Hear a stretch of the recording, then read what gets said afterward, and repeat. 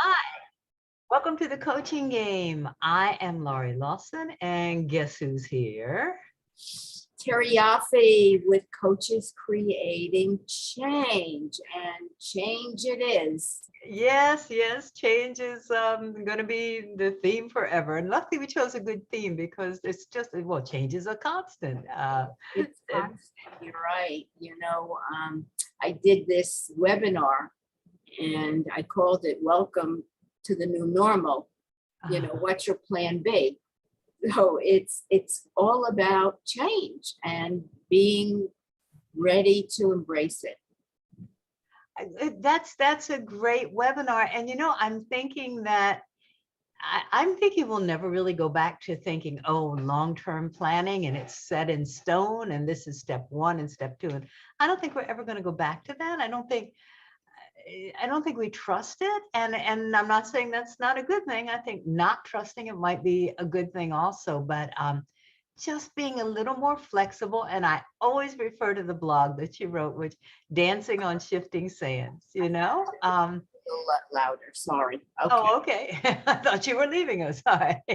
So, Dancing on Shifting Sands. I think that is a theme for the rest of our lives, really. We know those sands can shift. Who knew back then that it would be relevant fast forward? Seriously, and even more relevant maybe than, I mean, there were some changes going on, but now it's like, whoa, change cities. So, and that's funny because one of the quotes that I use a lot is the only constant is change. And so I think we chose a good topic. I'm not sure. I know we didn't have this in mind when we started it, but it was like we help people change. So let's talk about it. So well, what we thought we would do today is Terry loves quotes. Anybody who watches this show knows Terry loves quotes, and we thought we would talk about some of our favorite quotes and or quotes that we don't quite get. I have both. I have my favorites, and then there are some that's like I'm still working on them, really trying to understand what does that mean. So, Terry, do you have a quote you want to start with? I do. One that I got from my training from CTI. You kind of talk about it a little bit, and one of the things you were going to talk about, there are no mistakes. But this is, there's no such thing as failure, only feedback. I love that. I love it. And yes, one that I worked on forever and ever and just am starting to get it is you cannot make a mistake. What? Of course you can make a mistake. I've done it 100 times, but I get it now. So where are you coming from with that quote that you just gave? And then I'll do my mistake thing. Yeah.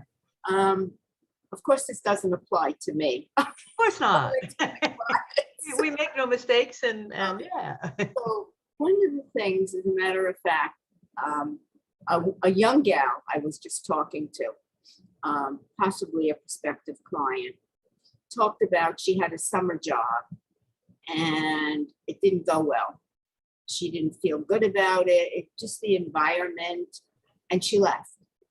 And, we kind of deep dove into it a little bit. And, I said to her, what's the learning here? And she went into it and talked about it. So if you can shift a mindset from, oh my God, and look, there are mistakes, like if you're an accountant for a company and you're off by $1 billion, well, that's a mistake. That's a mistake. Yeah. But in our lives, we do stupid things, or we do things that we did. You can't look in the rearview mirror and beat yourself up about it, right? Mm-hmm. So what did you learn from it? That's the takeaway, that you can't change what happened, right? Whatever caused the mistake, so to speak, nothing you can do. All you can do is learn from it and move forward. And that's a perspective I work with my clients. They come with something, they're beating themselves up, and then we try to move to another perspective. What was the learning? What was the feedback? What did you get? from that. And usually it opens up, oh, you know, it's a behavioral pattern I always do. I pick up my marbles and I leave if things don't go my way. Mhm. Or I lash out, or I speak up too soon, or I don't pay attention. So there's always a learning, which gives somebody feedback for how to move forward, because that's all you can change is the moving forward. Perfect. Perfect. Yeah. Well, yes, one of my quotes which will piggyback on that was, all experiences are opportunities for growth. And that's exactly what you were saying. It's like, because there's nothing you can do in retrospect, but there is something you can go, oh boy, that felt awful. I hope I never do that again. And here's the steps I'm going to take to make sure I don't do it again. So yeah, and along those lines, I love that quote. Feedback, no failure, just feedback, and all opportunities are experiences for growth.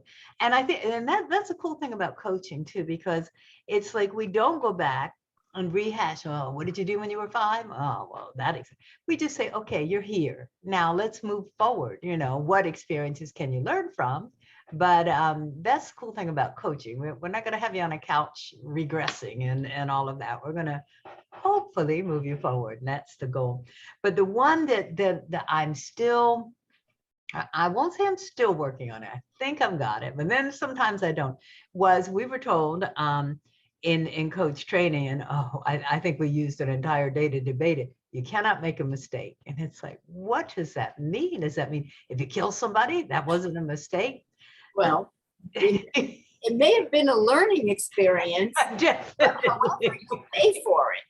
Definitely. There are consequences. Yes, I like that one too. You can do whatever you want, but there are consequences. There's consequences. But I think where it's coming from is that you are doing the best you can at this particular point. To you, that was the solution. Right. Now, 2 minutes later, you may go, whoa, I could have done this better. But at that very point, it was like, okay, that's your solution. So it's, and I guess it's going back to what you said, it's not a mistake, it's an opportunity. It's a reason to get some feedback. And it's a launch pad. Let's say it's a launch pad that'll move you forward. So yeah, but it took, I'm embarrassed to say, it took me a good 10 years to get a real grasp on that. It's like, what you mean I can't make a mistake? But yeah, I got it. Yes. And, you know,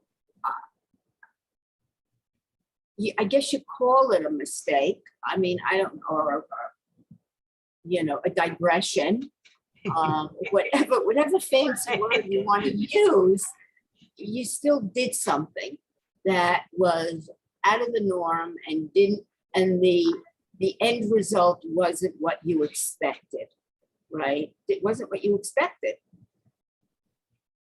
How do you change that?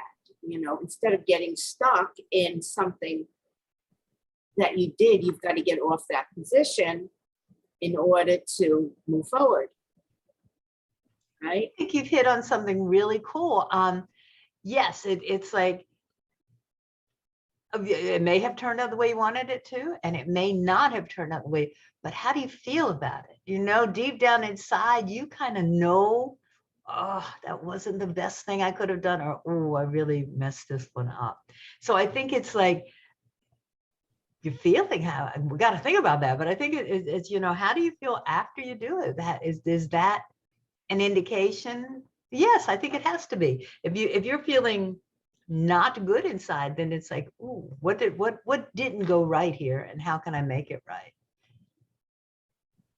And yeah, how many of us have had those happen to us where we expected one outcome and another outcome popped up, so to speak, whether it was our fault or not our fault.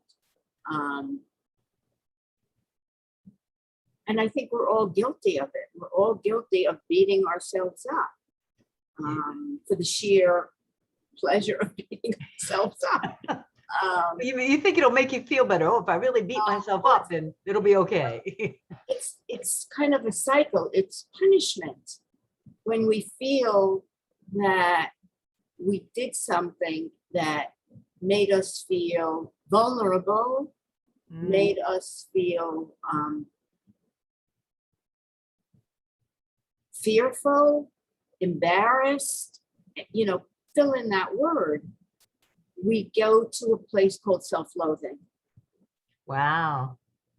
And that's the part that then comes out to play. And we let it. And what it does is sets a precedent for what we might do next, just hypothetically, if we went on an interview, a job interview, and we did not do well. We really blew it out, not in a good way, and we didn't get the job. What does that do to somebody's ego, feelings? They will have second thoughts about going on another interview. Yes. Will screw up another interview because they've still got that tape on what happened in the last interview. So it's very hard to move forward if that mindset stays in place. It's about addressing the mindset and looking at what happened, what shifted, and replaying it so that you get an idea of what you did. And you may have done nothing if you didn't get the job, may not. So, I know we don't go back in time. However, my philosophy is, I think if somebody is stuck and has an old belief or assumption or pattern that they keep repeating, you have to look at that and figure out what's causing it and what's keeping it in place. And then how do you stop it or override it? Not even stop it, override it. Or deal with it, or just how do you most deal with it? Good point. Definitely, we help people break patterns. And when you were saying that, it's like, yes, it could actually, if you screw up a job interview, you could give up your dream and go, oh my God, I don't belong in this field. Let me go choose something where I'm overqualified, so I don't have to worry about it. And here's where the coach comes in, and here's where the opportunities present itself. There's a lovely book out there, and I wish I hadn't had the ability to look up the lady's name right now, but it's called The Beautiful No, N-O. And it's right. Have you heard about it? It's a beautiful book, and she wanted this job so badly, and it was like, oh my goodness. And they let her right on up to the fourth interview and everything, and then she had her friends are celebrating, and then in a week they told her, oh, we hired somebody else, or we're not hiring, and she was devastated. And then the next day, the Oprah Winfrey Show called her, and she got that job and ended up being a producer on that show, that was a beautiful no. But at the time, it was like the worst thing that could happen. Exactly. So that's again, there are opportunities there. You may not be able to see them. What's that quote by Martin? Yeah, Martin Luther King, faith is taking the first step without being able to, taking the first leap without being able to see the first step. Yeah, just go ahead and get out there and do it. So, yeah. Exactly. That's, so what else? What other? You know what? Yeah, okay. And you know what? I have to confess, I am cheating. When I graduated from my coaching school, you get this lovely book, and I don't know if they're still doing it, called Unconventional Wisdom, and a bunch of quotes. So I am cheating and taking some of those quotes because those are the ones I was full of quotes right here. Oh, okay. So there. So I was learned on them quotes. So I'm going to use them. But one of my favorite is, and God, it's hard to remember when you're in the middle of it. Pain is inevitable. Suffering is optional. Oh, yes. Oh, yeah. Right.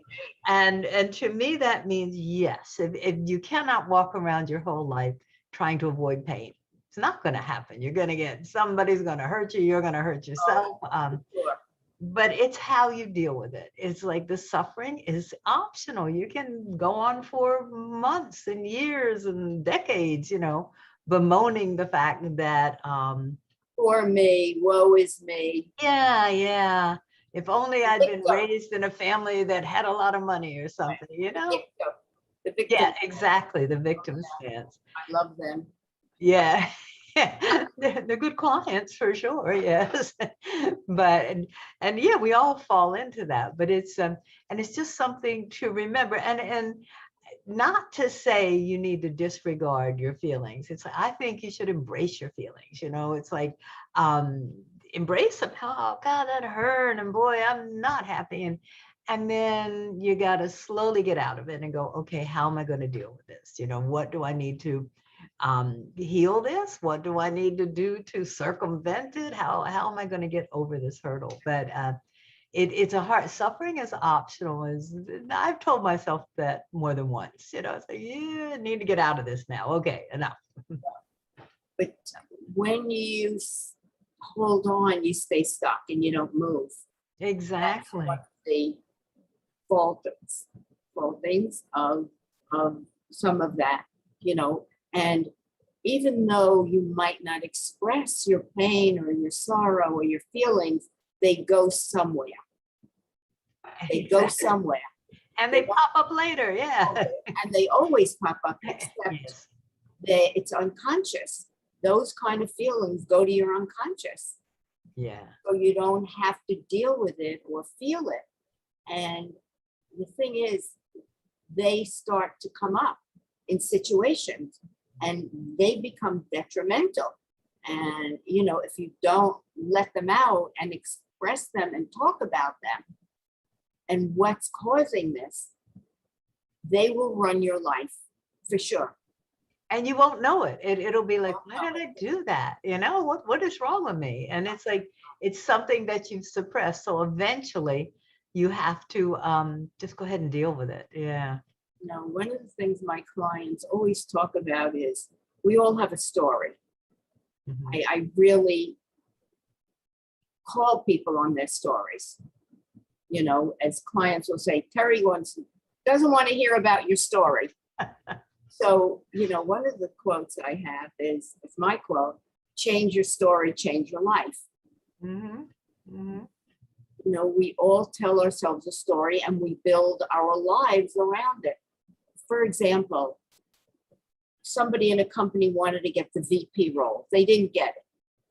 Oh, I didn't want it. It would be too much work. It would take me away from my family. They build a story to cushion themselves from feeling the disappointment, the pain, the rejection, but it's there. And it runs them. I have another quote, what runs you runs your business. Ah, true. Or another reaction to that could be, this company's not fair. It's like they don't let women get to the top. And then you're walking around hostile and your feelings are running you, and and you're not even sure why. It may make you feel better to rationalize, but it doesn't really move you forward. It keeps you, as you say, stuck. So yeah. Not moving forward at all. And what runs your business also runs the rest of your life too. You can react to your family that way and your friends, and so People wonder why they have knee-jerk reactions to things. They, something happens, but it becomes a trigger for them. yes. And all of a sudden, whammo, they don't stop for that split second. They have a choice. In between the trigger and the reaction is a choice. Give in and go off, or hold back and say, wait a minute, what's happening here? And not buy in to the trigger. Yeah. Yeah. So, lots of things that go on with all of us. It's truly amazing that we get anything done because there's so much going on at all times. It's like, whoa, I'm tired just think. And that's why some people love to study the brain and why it does this and why I can't do it. It's too much. I'm exhausted. It's like, I don't want to think about thinking. I just want to think, and That's my hopefully I'll learn. But That's yeah. my favorite thing. I know you and I, we were in some sort of session together. You loved it. And that was the day it was like, my fingernails were just digging into the wood there. And you said, this is my favorite one. I'm going, really? It was to understand. If without understanding the machinery, it's very difficult to help clients. Is to understand where they're coming from. I mean, that's for me. Not every coach does that, but it's understanding who they are and helping them with that. I think that, one of your other things was every client is a student and a teacher. Yes. And how many times as coaches, we can't express it. I've had clients that have talked about that have tears running down my eyes because it hit home for me. But it's not my story. I can't say, wait a minute, I'm having Me too. Let me tell you what happened to me. Can't do that. Yeah. It is a learning. What's interesting is, and again, this is one of my favorite yet most difficult exercises to keep doing after training. We had an exercise called button pushing. And if someone's like getting on your nerves, it's like, it's not the person, it's you. So you've got to figure out, okay, what is this triggering in me? Why am I reacting this way? And That's right. and that's where everybody becomes your teacher. It's like, it's not like it just, no, I don't hang out with people like that. They drive me crazy. Why? What makes you not do that? And it's a fascinating learning experience, but I think it takes a lot of courage. It's kind of easy to see where everybody's a student because we always want to tell people what to do, and we are trained to keep you moving and enlighten you and evoke awareness and all that. But the other one where everybody's a teacher, that's the harder one for me. It's like, I love to get information from people, but when I ask for it, It's very true. One of my big buttons is abandonment. Yeah. And I've learned so much about it, having friends that walked away from me, had no idea why. And it was difficult until I delved into it and realized that was a trigger for me. Mm-hmm. And that's important. And you can go back and figure out for yourself why, but it's like, okay, I don't have to keep reacting that way. Right. I need to embrace it. That's the choice. And that's coaching is all about choice for everyone. You make a choice and you live with the consequences. Absolutely. Or rectify, but yeah, you do live with the consequences of whatever choice you make until you make another choice. And it could be a better choice or a worse choice, but you do make another choice. But it could be something as simple as when I'm on a Zoom and people start chatting, when I'm there to listen to whoever's presenting, that gets on my nerves. It's like, why are you not talking? That's rude. Let this person talk. And they're not talking, but it's distracting. And I find that also when people speak up a lot, it gets on my nerves. And I go, you know why? Because I don't speak up a lot. I want to speak up a lot, but it's like, nobody wants to hear what I have to say. Let's listen to what someone else has to say. So I know that's a button. And when I do it, it's like, but as soon as I go, they're getting on my nerves. It's like, go say something, just break that pattern if you can, because so ingrained, like you said, it's really down there. Who knows where or when it started? Right. You built on it and built on it, that it's like it's become monumental. Exactly. I mean, you don't have to go back to when, and sometimes you have to look at what was a trigger. I work with a client. His relationship in the present almost mirrors his relationship with his father in a lot of ways. Yeah.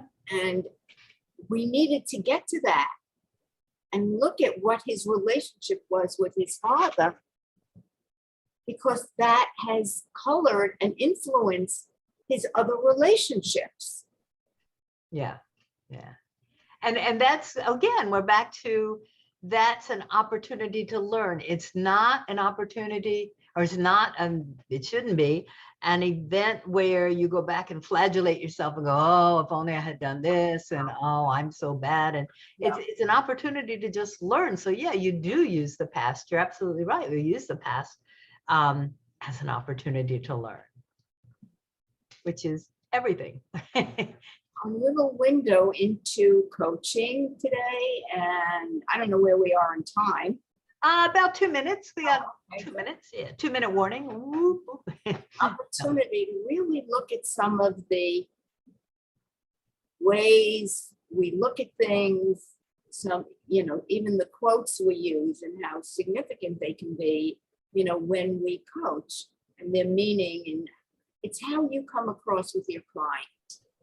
It's all about the client and for their betterment.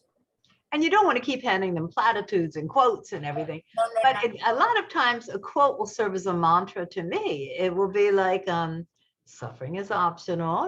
How long do you want to put this on? And when are you going to get over it? Just a little mantra to yourself. And if you want to pass them on, that's great. Or what's even more effective is having your client come up with their own mantra. It's like, what can you tell yourself the next time this happened before you make that rash move or whatever? Yeah. Yeah.